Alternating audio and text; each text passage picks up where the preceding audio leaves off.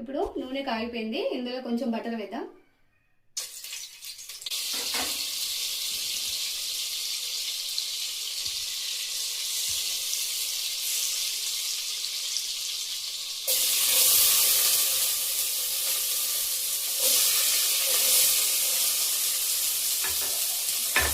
ఉల్లిపాయ ముక్కలు బాగా ఫ్రై కావాలి.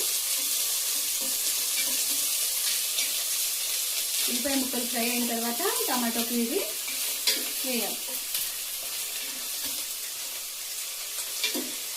పచ్చి వాసన పోయే వరకు బాగా ఫ్రై చేసుకోవాలి.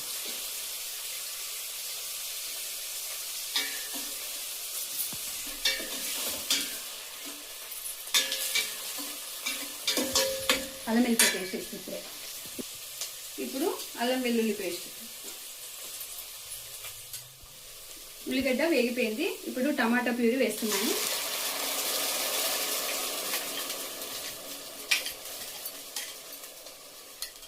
ఇప్పుడు టమాటా ప్యూరీ మొత్తం ఉడికిపోయింది. చూడండి, ఆయిల్ అంతా పైకి తేలింది. ఇప్పుడు ఈ బంగాళదుంప ఆలుగడ్డ పేస్ట్, స్మాష్ చేసిన ఆలుగడ్డ వేసుకుందాం.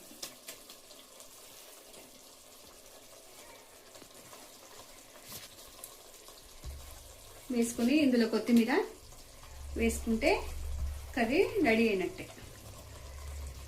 బాగా ఈ ఆలుకు కూడా అంతా మసాలా పట్టుకోవాలి. ఇప్పుడు పైనుంచి కొత్తిమీర వేసుకుందాం, అంతా కలుపుకుందాం.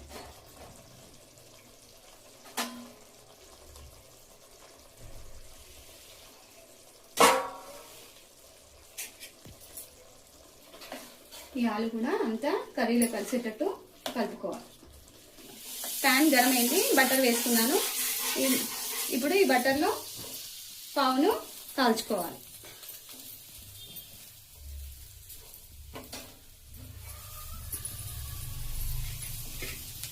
ఇప్పుడు కర్రీ రెడీ అయిపోయింది. ఈ కర్రీని బాజీతోని పావు బాజీ రెడీ. ఇప్పుడు పావు, ఉల్లిపాయ ముక్కలు, నిమ్మరసం, ఇప్పుడు కర్రీ ఇలా పెట్టుకొని కర్రీలో ఉల్లిపాయ ముక్కలు, నిమ్మరసం పిండుకొని తింటే చాలా టేస్టీగా ఉంటుంది. ఇప్పుడు పావు బాజీ రెడీ. ఈ వీడియో మీకు నచ్చినట్లయితే లైక్ చేయండి, షేర్ చేయండి, సబ్స్క్రైబ్ చేయండి. Thank you for watching.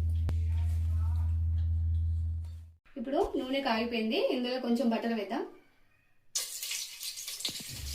Butter కరిగిన తర్వాత ఉల్లిపాయ ముక్కలు